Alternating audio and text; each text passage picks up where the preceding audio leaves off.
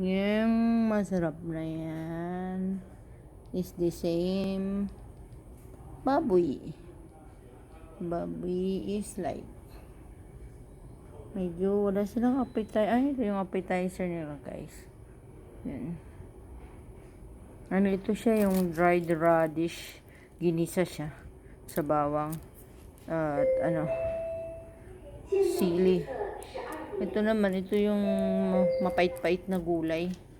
Ginagawa din nila, pero pinatutuyo nila para maging appetizer. Yan. Ito yung dried tofu, green leaves, cabbage.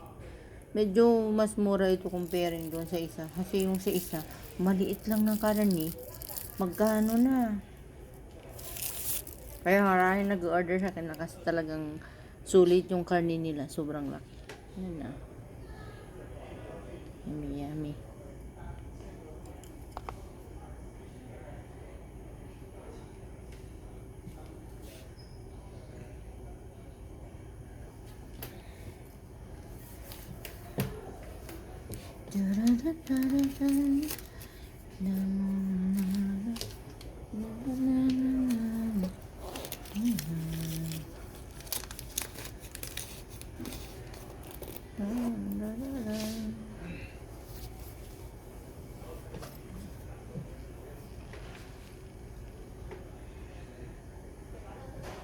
Boda.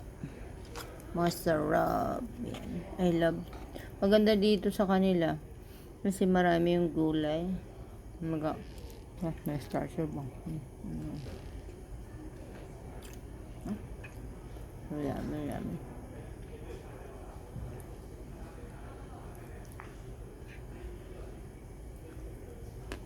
Wala silang tinatapon. Dapat, pag ako nagluluto, tinatapon ko itong niluluto.